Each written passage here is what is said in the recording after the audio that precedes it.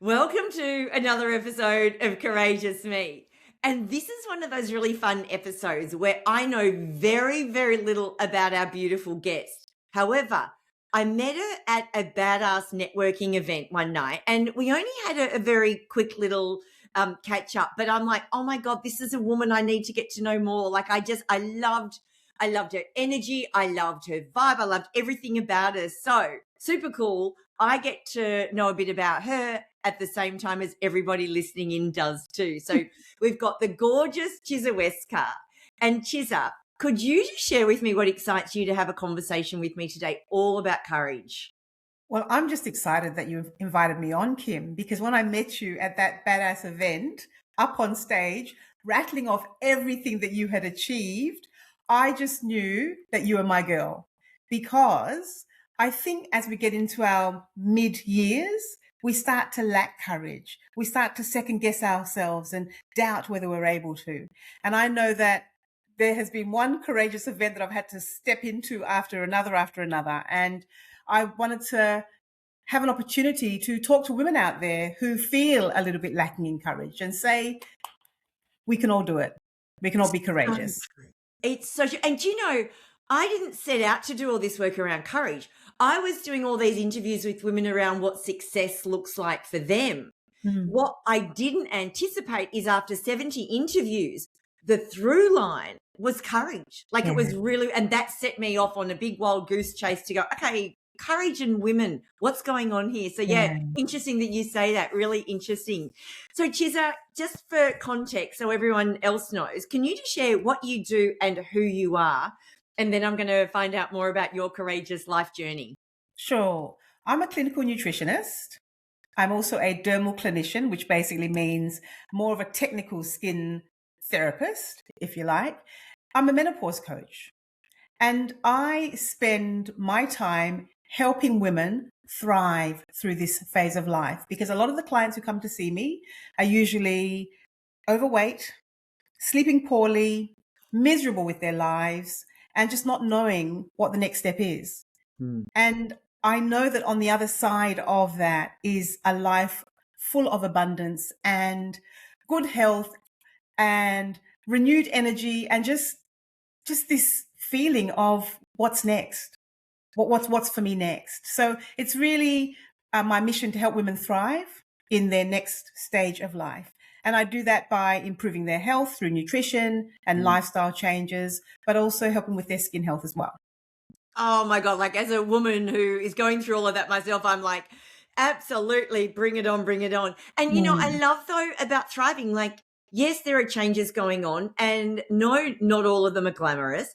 However, with the right help and support, this can be some of your best years ever. Like we could have another half of our lives ahead of us. I want to enjoy it every way Absolutely. possible. Yeah. No. And when we think about it, a female child born today will likely live to be 100. So Yeah. we are living longer. My mother turned 91 last Monday. Oh, 91. And she is, awesome. yes. And people go, Chiza, how is she 91? So I feel that once you hit those mid years, we've got another at least 40 to 50 years of living left to do. Yeah. And I don't want to see women hobble through this next life stage full of pain, riddled with disease, but really struggling when it doesn't have to be that way. And you touched on something when you said, when you know the right thing to do, then life can look very differently. Life can look very different. But oftentimes people don't know what they need to maybe tweak or change or modify. Yeah. And that's where I come in. And that's, I reckon that's the biggest thing here is that you know something's not right. You might go to a doctor and they look at one symptom in isolation and say you've got depression or whatever it is. But it's not that. It's so much more. And when you don't know what you don't know even know where to go. So I love that, you know, the role you play. And it would be, I'm assuming, more than even just skin and nutrition. Like, totally. Well, that's the starting point. Because when they come to see me, it's usually that they're bloated. Yes. Their bowel habits have changed. They're putting on weight. So that's what brings them in. Or they've come in for a skin treatment.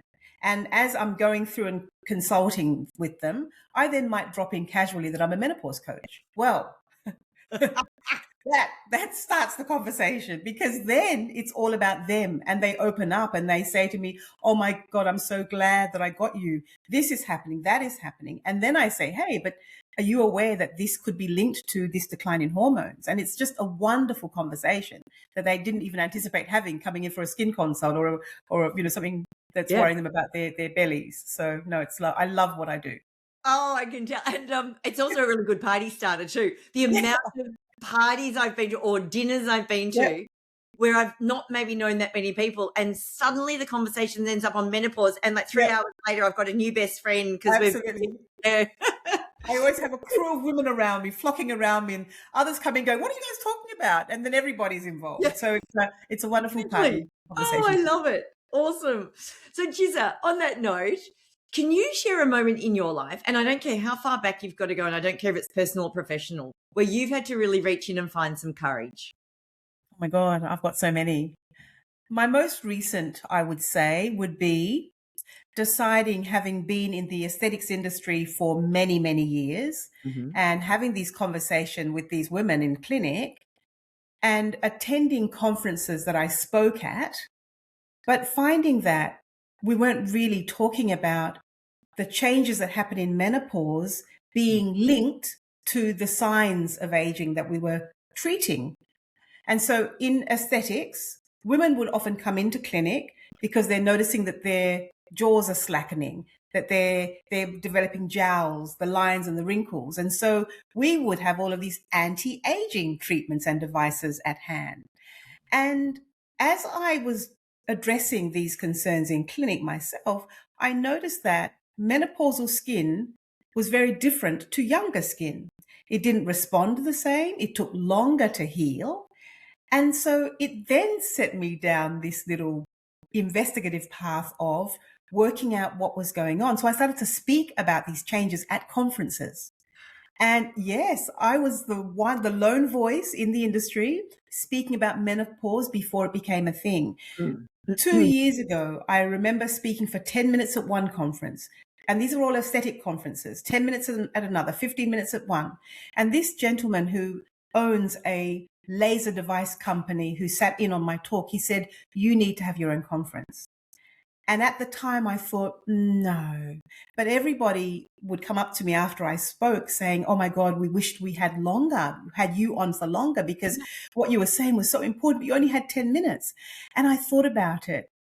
And it took me 2 years to decide that waiting for doctors to put on a conference dedicated to menopause hadn't happened.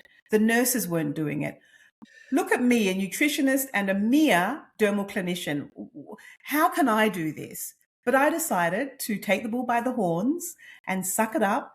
And I put on my first menopause conference for the industry called Thriving Through Menopause by Chiza Westcarr in Sydney last year, 25th or 24th of Feb last year at the State Library, and we sold out. So Wow. that was a courageous moment where I stepped into it Mm. despite my fear. I Mm. did it because it was bigger than me. And I felt that the majority of women who we were seeing in clinic were women who had aging concerns. Yeah. And to go in with the lasers and the devices, trying to reverse aging, was missing the fact that menopausal skin is estrogen deficient skin. Mm. Hydration levels are different. Mm. Blood vessels are not responding the same way. There are so many changes that happen because of this decline in estrogen that were not being addressed. And so it's now set this whole cascade of change happening within the industry.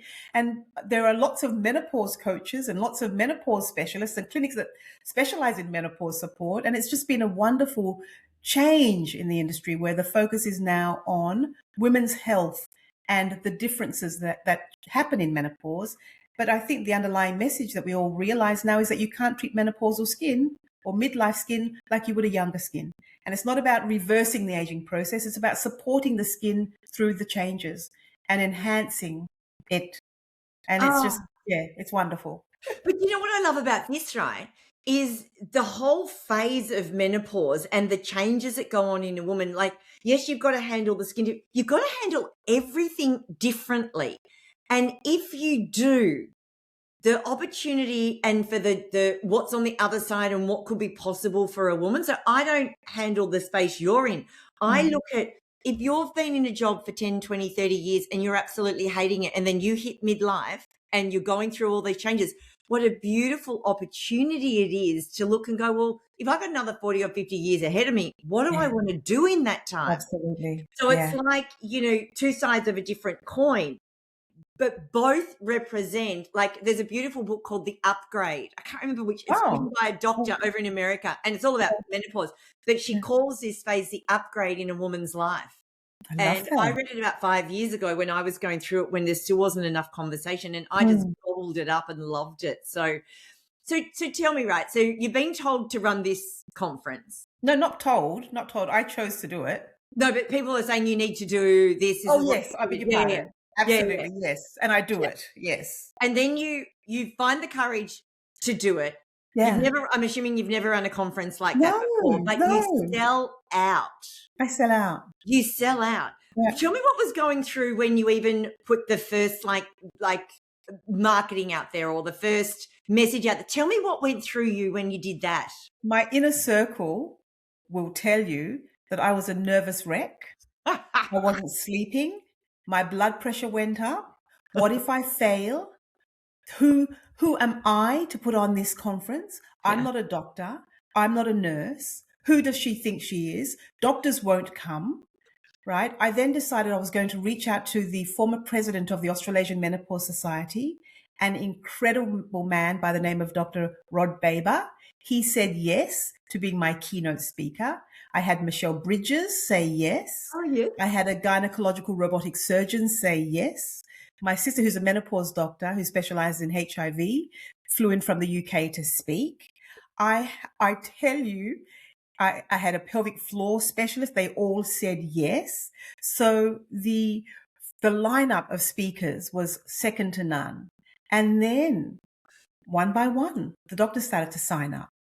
I had sponsors signing up. And then up until the very last week, people were begging for tickets. But because it was at the State Library, one of the mistakes I made was not realizing that the beautiful auditorium that we held it in, which had a capacity of 300 people, was actually limited in how many we could have because of the exhibiting area. The exhibitors area, which was just outside the theatre, could only hold 200 people because of mass restrictions.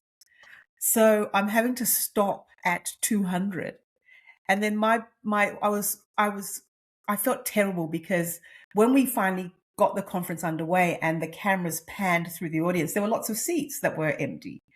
And people could have had them had I had that opportunity of realizing that, the outside was restricted in size. But so to go back to your question, it was a moment that was full of self-doubt and fear, a lot of fear.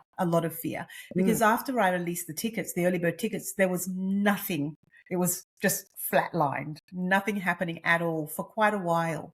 So I'm thinking, I've got to pay for the hotel. I've got to do this and but no, it all, So I think when you feel within your gut that you're doing something for the right reasons, you need to just back yourself and trust that it'll be okay. And that's a big lesson, because I'm doing it again this year in Melbourne. Same thing, same fear, but I'm doing it anyway. I love it. And it's funny, actually, before we just got on this call, I'd been on your website and I'd seen it.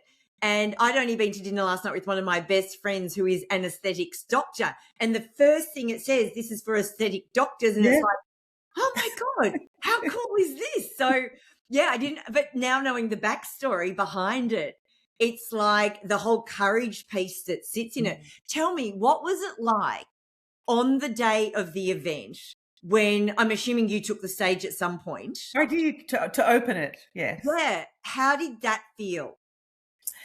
I felt a sense of pride. I felt a sense of validation in what I felt to be true, that there was a need for this. But what was beautiful was, as I stared at this room full of women who had come to support me, the immense sense of having my tribe present, having this community that I had created, feeling these empathetic, encouraging, supportive eyes on me. It felt wonderful, very validating. Just, I felt privileged. I felt very privileged. And it was almost like it was this cheer for women in midlife to say that we are here. I'm a woman in midlife. We're here. We're not going anywhere. And these women want to find out as much as they can to support their clients and their patients. And the whole day is unapologetically about menopause from start to finish. That it was beautiful. It was beautiful. But do you know what I love? You wouldn't have experienced those feelings had you stopped when the fear and the self-doubt and the inner critic, if you had have let them win, you would never have experienced the other side, which was everything you've just described. And how many women stop themselves, Kim? How many women stop themselves?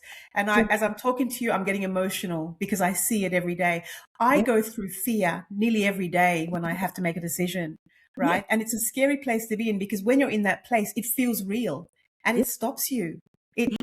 Imposter syndrome kicks in 1,000,000 times a day. It does. And when you're in that place, it can be very, very limiting. But you've got to dig in and think of what your higher purpose is. What is it? How do you want your life to be? And I keep hearing that anything is possible. Anything is possible. You just have to have that belief that you can do it if it means enough to you. Oh, completely. Could not agree more. And our work is different, but with the same result, which is moving through change, which can feel uncomfortable and inconvenient, to experience the joy or the pride or the elation on the other side. Easy? Absolutely not, which is why so many don't do it. Oh my gosh. So how did you get into this space to start with? So not so much the menopause space, but let's start back from even the aesthetic space. How did you get into that? It goes back beyond that, Ooh. even. So I come from a very high achieving family. My dad was a barrister. My mum was a midwife who then became a serial entrepreneur. My parents actually moved to Australia in the 60s during the White Australia policy. Oh, wow.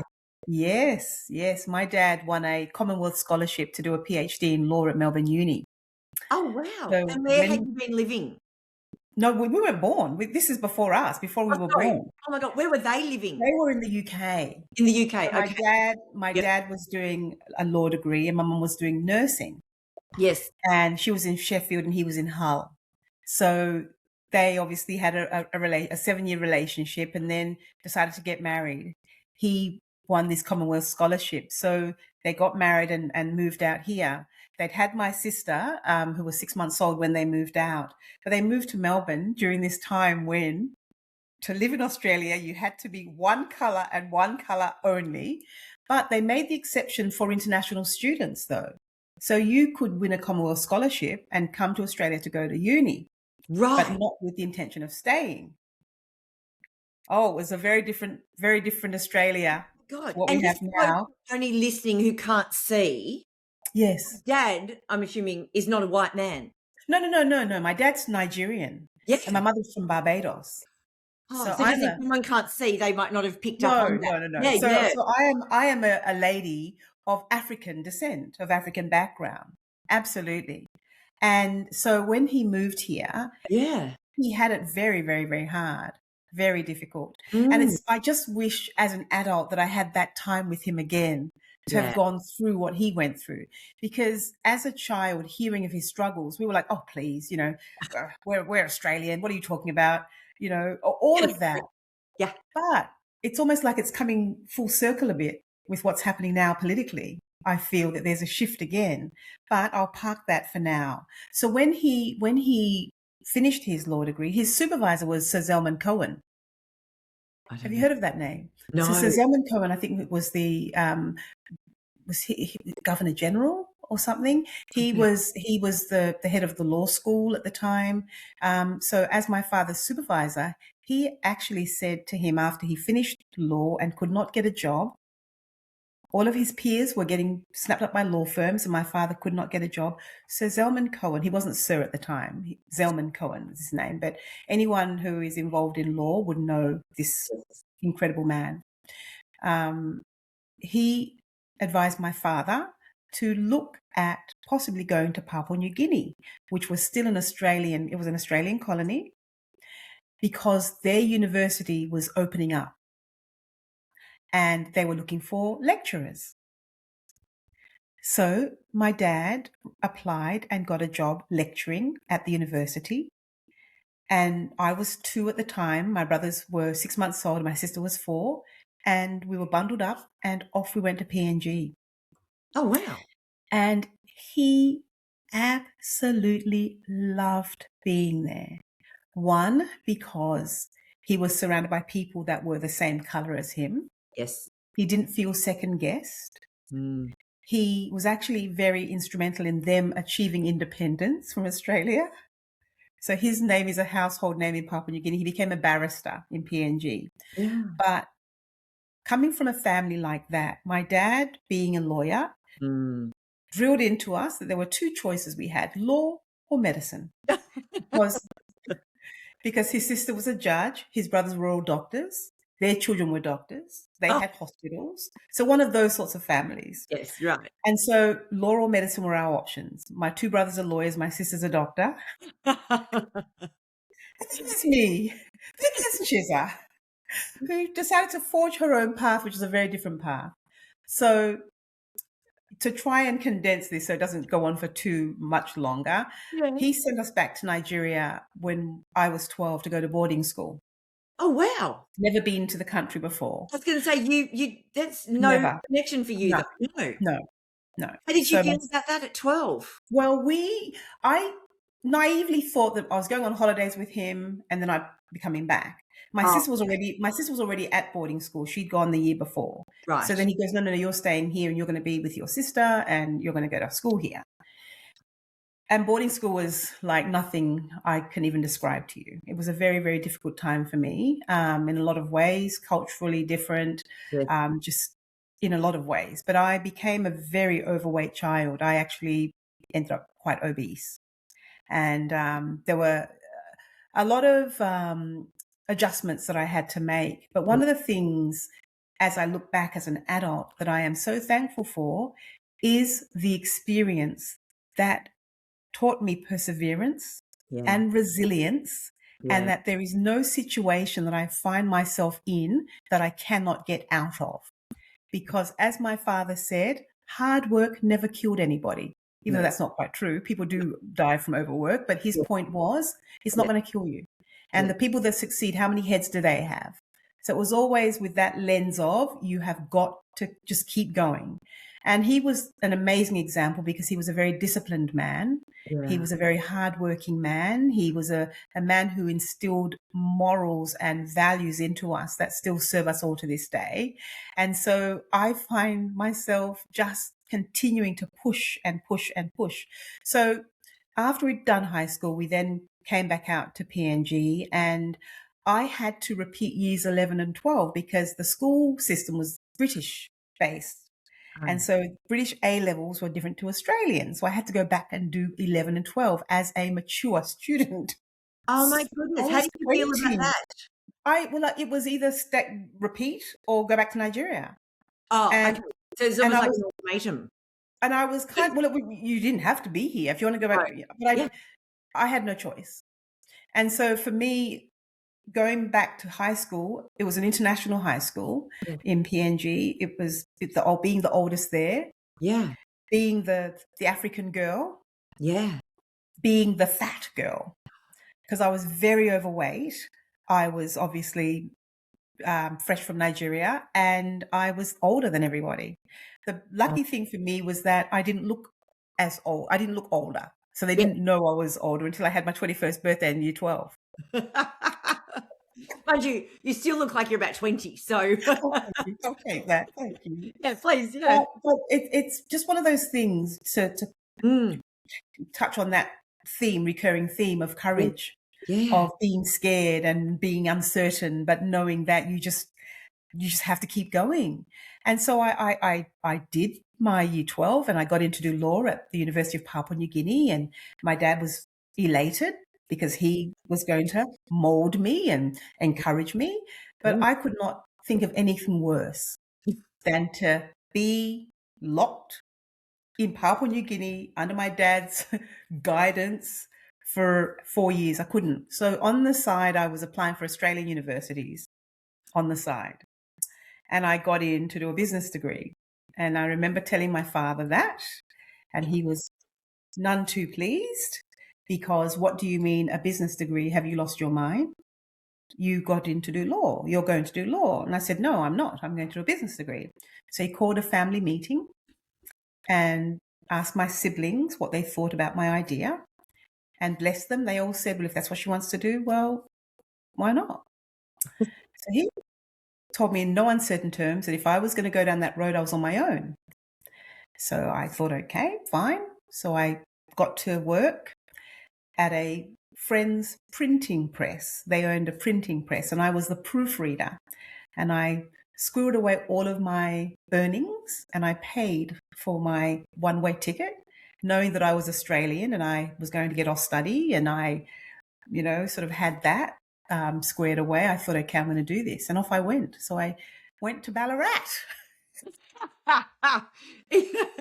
Okay. Now the question is why Ballarat, but I'm assuming that's where you got into the university. That's where I got to do my business degree. And my dad says to me, my dad goes, show me Ballarat on the map. Show me where Ballarat is. I had never even heard of Ballarat. And he's like, you've got no idea where you're going. And, what are these people going to be like? And have they seen black people before? And it was all very, very emotive. Anyway, off I went. Courageously, I did it anyway. And oh my God. But can I just go back a second? So you've got into law, right? Yeah. And Dad's happy. Thrilled. You're not. No. How that day when you finally were to tell him that this is not what your plans were, you've got other plans. Like, because that would have taken courage in itself, because you knew there was expectation. That was really clear. Yeah. How did you do that? Because you would have been young, like you were only a young girl. I was, but very lucky for us. We have a very close connection as siblings, all of us, my sister, my brothers. And we'd always have these little meetings, sibling meetings, before we would broach anything. If we were to ask my father for anything, we'd have a little meeting, a little huddle of how we're going to say it and, what he might say back and what we're going to say. So we would always prepare for these meetings with my dad, always. And so when this happened and I got into do law, I got into do law and then got into the business degree, I said, I'm not doing law. I don't want to do it. And so it was like, okay, well, how are you going to mention that to Dad? How are you going to tell him? So I remember going up to him and saying, Dad, I need to talk to you. And yes, he says, in a very officious way, which is my dad. And I basically said, look, I don't want to do law. He was silent. I said, I've applied and I got into a business degree and I want to do business. Silence. And then he looked at me like I lost my mind. And he basically said something along those lines, like, are you out of your mind? What do you mean a business degree? And I said, and he said, where? I said, in Australia. Yeah. And so long ago now, but it was not well received. And that's when he decided to call a meeting, because this is serious. This is a serious thing. You're doing. Worded your siblings up. Sorry? I had. You knew they were on your team. I knew they were, but when you have a round table discussion, meeting he called, where he's going around the table asking each one what their opinion is, there's also pressure on them to say the right thing. Because he's basically saying, this is us as a group. This is what we do as a family. And she's over there saying she's going to do something different and break with tradition. What is your take on this? What do you have to say about this breakaway person? And so, the spotlight's on you. Tell us what you think in turn. And they all said, well, we think that if that's what she wants to do, she should be allowed to do it. Wow. But yet they conformed to the medicine or law. I'm a bit of a renegade. Yes. I'm a bit of a rebel. I am. Have you always been like that? Yes, I have. Oh, when did you first know you were? Besides that moment. Well, my first memory of being a rebel was, as young kids, you're always running away from home. You always threaten to run away from home. Yeah. Right? I've had enough and I'm leaving. Yeah. And I remember this one time deciding I was leaving, I'd had enough, and I started to walk away from the house. And my mother comes charging after me in the car. Right. I then parked myself down the bottom of the hill and I was just sat there. And she comes down in the car, get in the car. And I said, no, get in the car now. No. And I refused to get in the car. She had to turn around and drive back. How old were you? I would have been, that was before boarding school. So I would have been maybe 11, 10. Oh, and you never got in the car? I refused to get in the car. Did you get into trouble when you eventually went home? Yeah, I got smacked. Yeah. Smacked yeah. the ground. Absolutely. So Yeah. there were repercussions, but you didn't care. Yeah, I didn't care. Oh, And my I've always been a bit like that.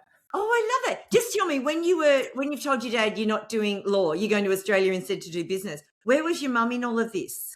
Mum had just returned from Nigeria with my brothers, the rest of my brothers. I've got an older sister and 3 brothers. So Right. they'd finished. So my dad wanted us all to finish our A levels. Yes. And then we came back. So she had literally just returned, maybe a few weeks before.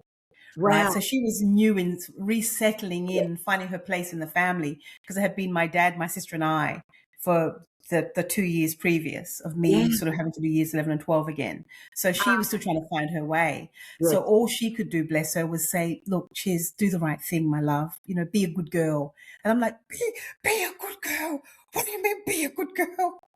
I look back and I feel my heart breaks for her, because she really didn't know what to say. And all she wanted to do was be encouraging and encourage me to do law and try in her own way. And it came out as be a good girl. I'm like, this is bigger than be a good girl. I'm not doing law, right? Because that. This. Yeah. So bless her. So I did it. Went to Australia and did my business degree. But then it doesn't end there, because I did the business degree, and it was in IT. And my dad thought, okay, well done. You've done your business degree, so you're now going to do IT, I take it. And I said, no, I'm not. God, you didn't. No, I'm going to go to the UK and do beauty therapy. Did you say that? What did he say? He just looked at me.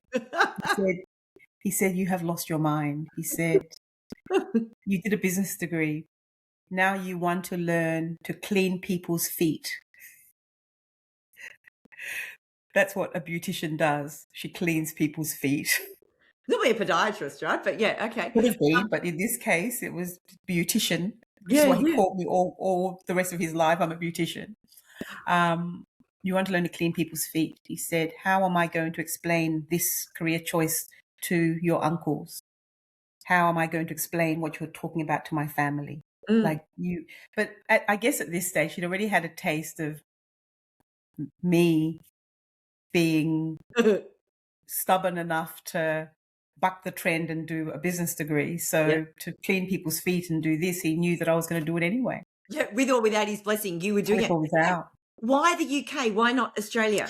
Because in Australia, back in the 80s and 90s, Australia was still very, very...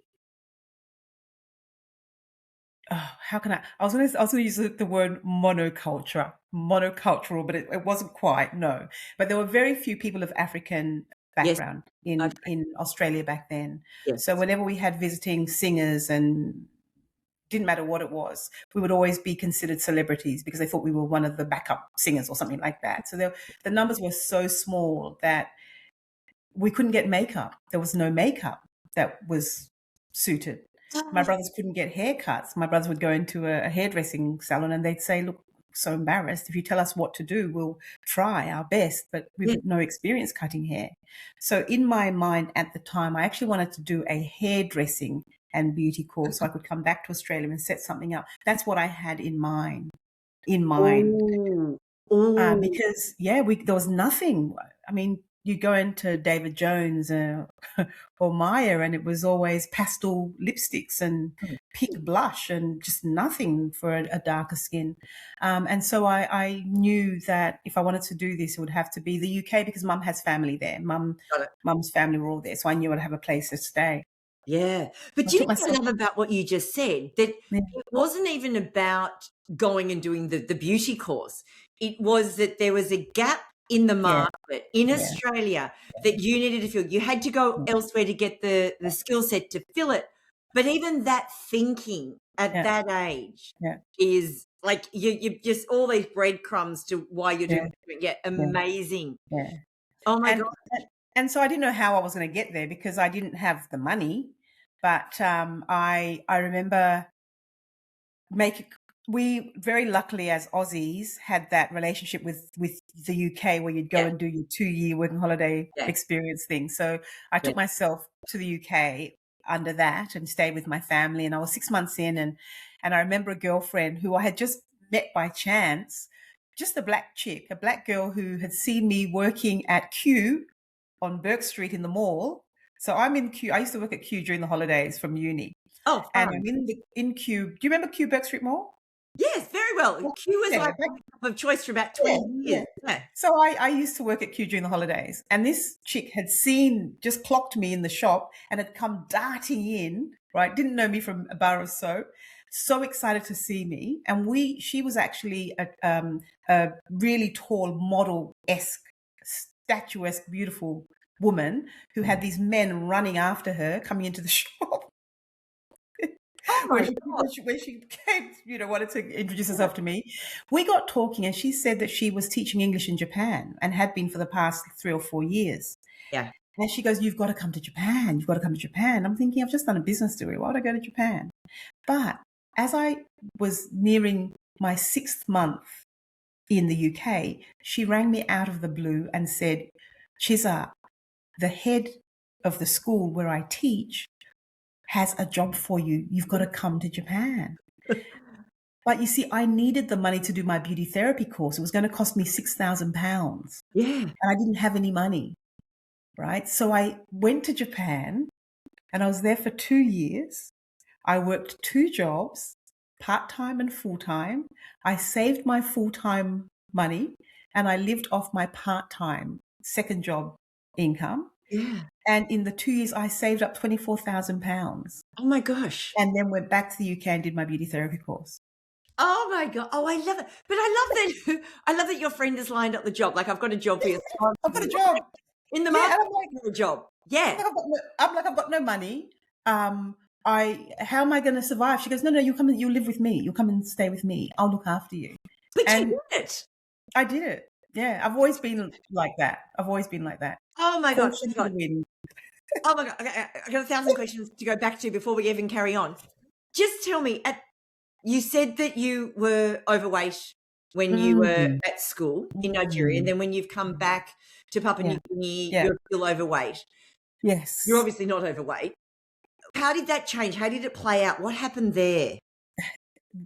Accepting that I had to do years 11 and 12 in Papua New Guinea Yes. meant that I could not be new, fat, and the black kid in class. Couldn't have all three. And the oldest. 4. Yeah. 4. So I started to exercise. I started exercising. I started to run. I started watching what I was eating. That really was where nutrition started to play a role in my life. I changed everything before I started school. Oh, I had a feeling there was a connection between nutrition and Mm, being overweight. Okay. mm. That's what it was. You couldn't have all of those 4 things. No. So you could only you can't eliminate some of them. I can't eliminate my color. No. I can't eliminate my age, No. but I can definitely eliminate being the fat chick. Yeah, and you can't limit being new when you are new. No, So no, that would no. over time wear off. But yeah, Yeah. so the only thing you could control was the weight. Yeah. Oh my gosh. Oh my gosh. So how now I'm assuming you finished the beauty course. Yes. Tell me where that led to. Did the beauty course, worked on the cruise ships, loved it. Hang on. What do you mean you worked on the cruise ships? Tell me about that. After doing the beauty course, you could either choose to stay in the UK, find a clinic and get your clinical hours up. Right. or you could work on the cruise ships.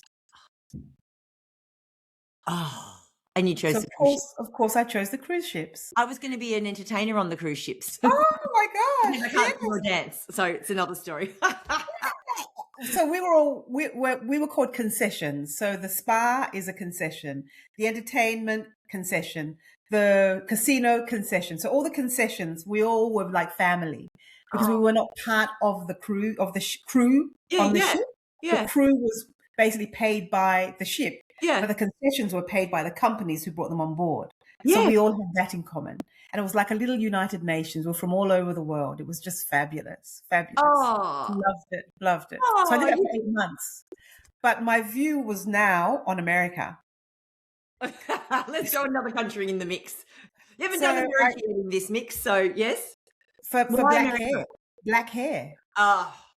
Of course, if you've done a beauty course, you now know how to do the hair. No, I don't know how to do the hair because the beauty course was skin. Oh. So now I've got to learn hair. I was away for 7 years, Kim. I was gone for 7 years. I just assumed a beauty course means like hair and face. No. I thought that I was leaving Australia to go and learn hair and everything else. Yeah. But in the UK, beauty is just beauty.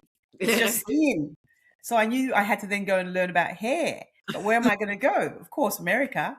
What do I know about America? Nothing. Where did I choose? The Deep South. Oh my gosh. And did you at least know someone over there? Knew nobody. Why would you? Oh my God. So you went and learned about hair? Went to North Carolina. Oh, did you love it? And the reason why I chose a school called Dudley Cosmetology University. And it was well known for hair. And I chose North Carolina, a place called Kernersville, which none of the American passengers had heard of. They're like, where? Kernersville? They had a small little dot of a place between Greensboro and Raleigh. So people who are American would know those two points. Yeah. And yeah, so no one knew Kernersville. But I chose there because it was the only campus, it was the only school in that Dudley University group that had a live-on accommodation as part of the facility. Yeah. And I needed somewhere to live. I didn't know anybody, so I needed somewhere to live. Oh. But it was hilarious, Kim. They'd never seen anyone who was my skin color sounding like me who wasn't American. So they're like, where are you from? Where are you from? Love your accent. Your accent at this point? Because you've got... No, I've never lost my accent. Never lost it. No, so you've always had the Australian accent. Always sounded like this. Even in Nigeria, Papua New Guinea, I've always sounded like this. Okay, so, got it. Yeah. So they were like, where are you from? Like, they just assumed I was American. You African American? I'm like, no, I'm not African American. I'm not from here. They couldn't get their heads around the fact that here you are, you look like us, but you're not from here. Yeah. Oh, that's fun. It was fun. It was. Oh my God. So you learned hair? Learned hair. And then, so I did my year of hair. And then I went back to Papua New Guinea. And my dad got a working permit for me. Right. And at his law very firm? Encouraging. Very encouraging at this point.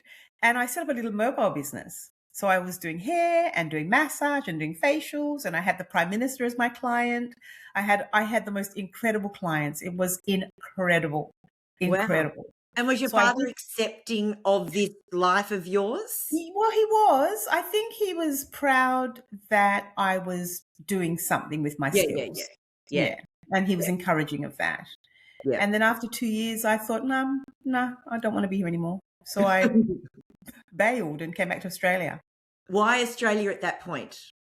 Oh, well, because I was on my way home anyway. I was coming back to Australia anyway. I did the detour to PNG because I basically had no money. And,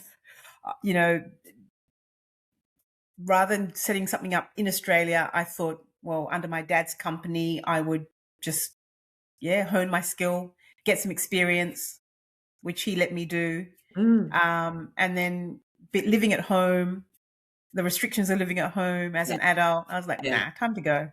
Can't do that. So Yeah, yeah, so I absolutely. came back, but all my friends in Melbourne, because Mm, Melbourne was home, yeah. they'd all settled down, Yeah, now had kids, yeah. and I decided that I would move to Sydney. How old were you And at this point? how old was I? I would have been 30, in my 30s, Okay. 30, Yeah, yeah, yeah. yeah, Yep, yeah, so it makes older, sense that older. friends are settling down and yeah. Yeah, yeah, so yeah. Um, and so I decided I'd move to Sydney. Don't know anyone here, pretend like I'm still overseas was my mindset, start again. And so I moved to Sydney and it was hard, another courageous thing to do, moving to Well, a new 'cause place. none of the past of your journey's been No, courageous at all. No. Why not so start why from why New start now, Zealand? hey? Yeah, yeah. Um, yeah, so yeah, I did, but what I found was that my little dream of setting something up when Yeah. I didn't really have any money and there were big spas that were bankrolled by big business everywhere, I Mm. kind of wasn't sure I wanted to do that. So I started to look around and I found a college in Sydney that offered the same accreditations that I had gotten in the UK. So I Mm. rang them up. They asked me to come in for a chat and I left with a job starting on Monday with the textbooks that I was going to now teach as a beauty therapy teacher. Oh, So, wow. so that weekend was a weekend of me cramming all of the anatomy and physiology and everything I'd need to present. And on Monday, I started teaching. Oh my gosh. And did you love it? I loved it. Once you got over the fear and Yeah, the yeah, imposter syndrome, I loved it. yeah. I loved it. I then Mm. became principal of the college and I then got a job with Dermalogica and was in their education team. And then I moved into medical aesthetics from there. And it's just been one thing after another. Did Uh, medical aesthetics, and then I went back to uni and did my dermal clinician's qualification, and started working for this big skincare company with very advanced skincare. And mm, I realized that even though we had great skincare that we were selling into clinics, and they had great modalities and machinery, the results were not always consistent. mhm. And I started to question why that was. Why are you getting great results with some clients and not with others? And I Mm, knew it was nutrition. I knew it was lifestyle. I knew. I knew. Deep down, I knew it had to be lifestyle. But yeah. no one was talking about lifestyle. So then I went off and I did a master's degree in human nutrition. Of course you did. By which time my father, oh, I didn't tell you, when I was with the company, when I first started, I then started to present at conferences on the technologies that we were selling. So my father was like, oh, well, this isn't too bad because at least I can tell my brothers that you're training doctors. You're training doctors. Yes. So this is good. This is good. And then when I did my master's degree, my dad was eating Mm. healthy food and exercising. We're not allowed to have sugar in the home. So I grew up not having sugar in the home. So coming back to Australia once he retired, I remember coming home to visit and there was a big bottle of Diet Pepsi on the table. And I remember going, Dad, what's that? And he goes, Chi Chi, sit down. Let me educate you. And he proceeded to tell me about this dietitian support person he had who told him that he was able to have the Pepsi and all the different bits and pieces. We weren't brought up like that. Mum cooked all of our meals. We didn't eat. We didn't touch soft drink, except if we were going to a matinee and we would have a buddy bottle to share between the two of us. Yeah, my sister or my brother and I. Yeah. But we didn't have that kind of food in the house. So this whole doing my master's created this amazing bond between the two of us. Oh, And how we became so beautiful. close. And Kim, he said to me this one time, he said, Chi Chi, out of all of my children, you've made me the most proud. Oh, Yeah, I've got goosebubbles. yeah. Oh my He god, said, you were the rogue one that rebelled and went against his initial wishes and expectations, and he says those words, "You've made me the and most that's what he proud." said. He said, you chose the path less traveled. He said, I couldn't help you. I couldn't help you. I didn't know what this beautician thing was. With the others, with the others, at least I knew they wouldn't starve. But with what you were doing, I couldn't help you. I didn't know what you were doing. He says, but here you are, doing my master's and helping him with his nutrition. He said, I'm so proud of you. And I've never forgotten those words, because in spite of everything, I've turned out okay, is what he was basically saying. You've come good. Yeah. Oh my Yeah. God. But I love that you took a path that was unfamiliar. Mm. Even as a parent, he didn't know how to deal with it. And that was hard for him. Yeah. Yeah. Mm. And even the Mm. comment you said that he's like, well, what am I going to tell your uncle? Yeah. What am I going to tell, Yeah.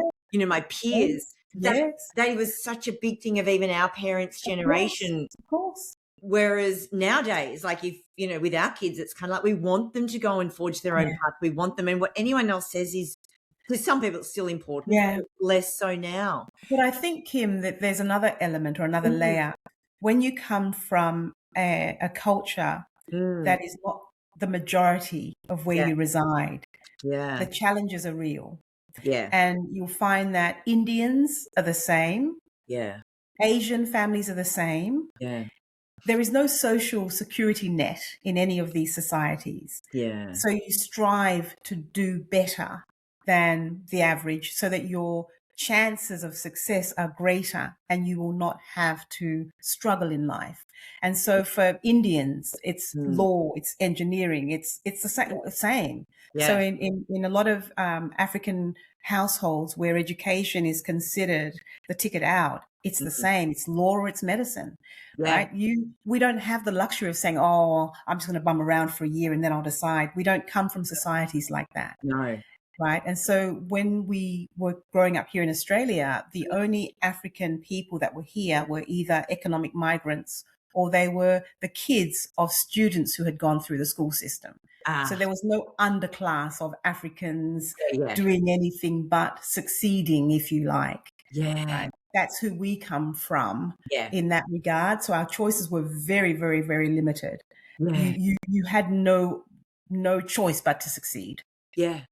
But I love that in that, and with that, the underlying kind of expectation that there is no choice but to succeed, you still went down a path and to countries, like you didn't even just do it all in Australia.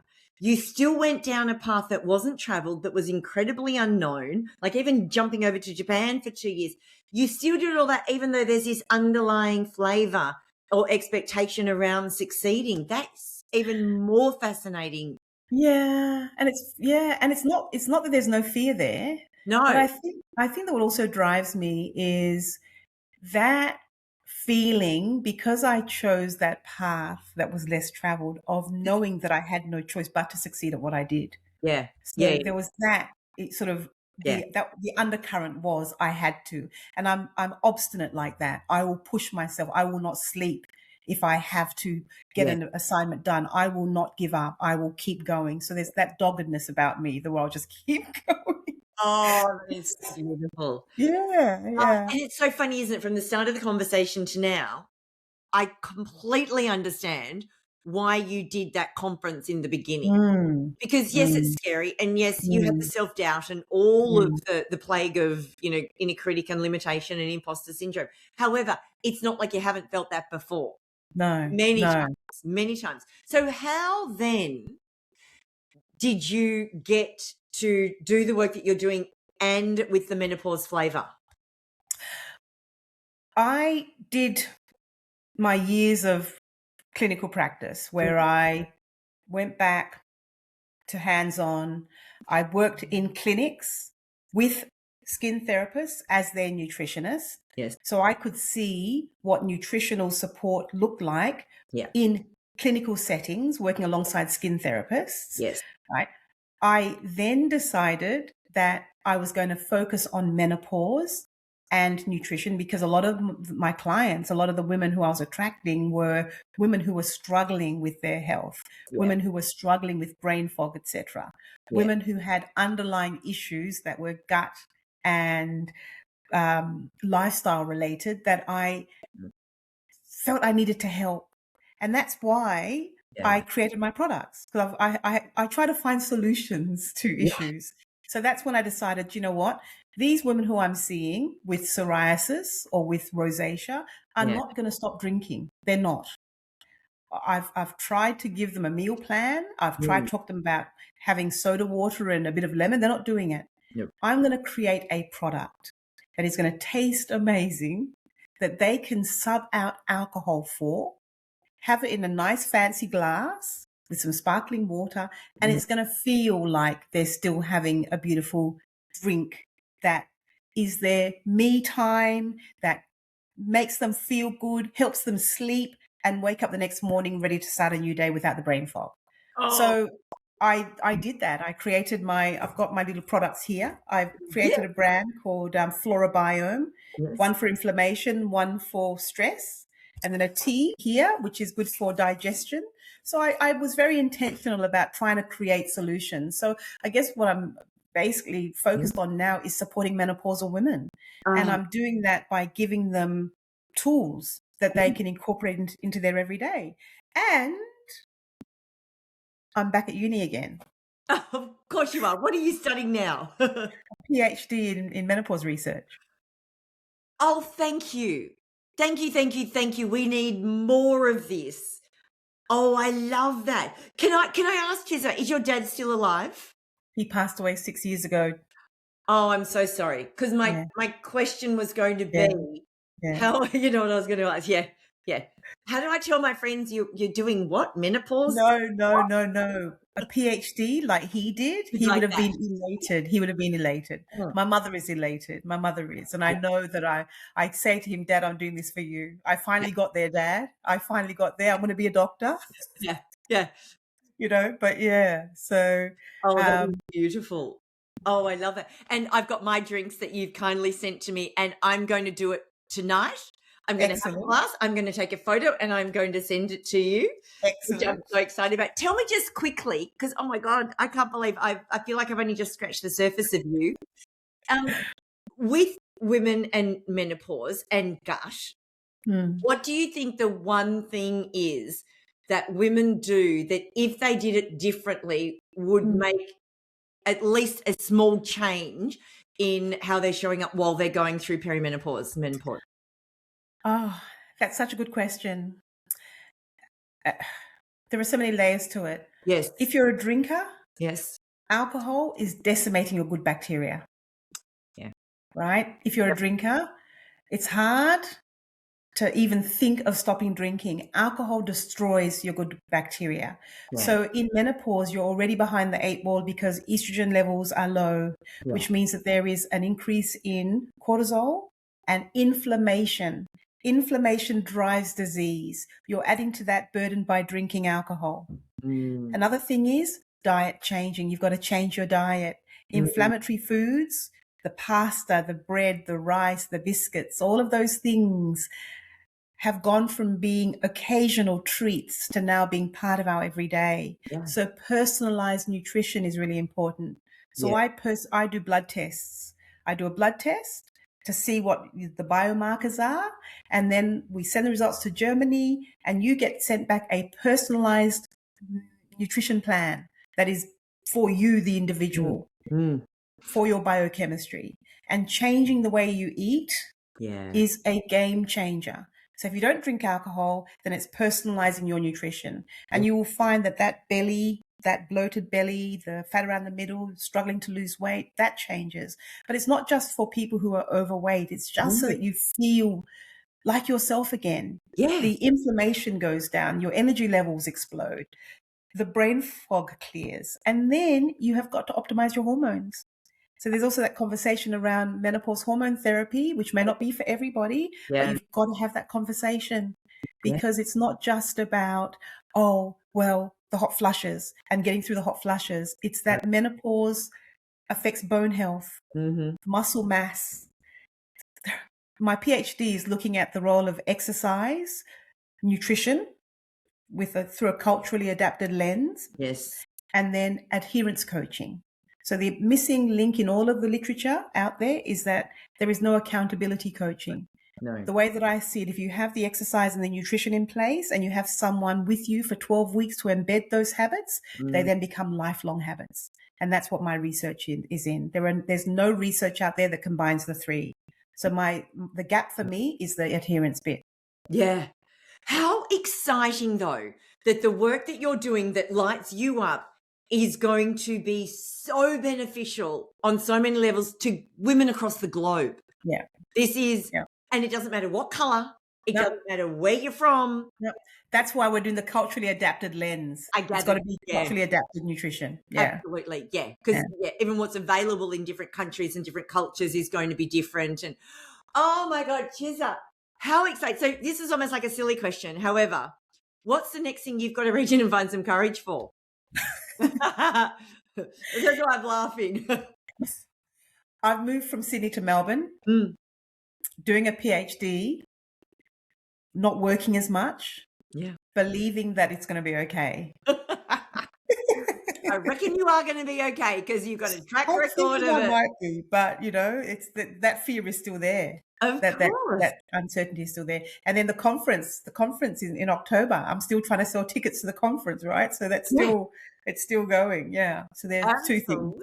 Oh, I love it. Well, I have no doubt that anything you've ever set your mind to, given it's worked out, this is going to work out. We'll put any details in the show notes, any links or any ways people can find you. But oh my goodness, thank you so much. I had no idea that this was going to be the conversation. Well, I didn't know much about you. What an absolute delight. I cannot wait to see the findings when your PhD is out in the world and the research and that. And then, of course, how that influences the work that you're doing and how you're showing up. Like, what an exciting time. Thank you for being so courageous and forging paths that had not yet been traveled so that others can not only hear this story, but think, what is that for them? And what are the steps they can take, even though it does feel scary and big. So Thank you you. so Thank you for the much, Chiza. opportunity. Oh, You are that- incredible at what you do. You're incredible at drawing the stories out. I had no idea where this conversation was going to go, but you have just wended this path, a beautiful path through all of the pieces and connected them beautifully. So thank you for being amazing at what you do. Oh, very kind. Thank you so much. My Ciao. pleasure. Nice to chat.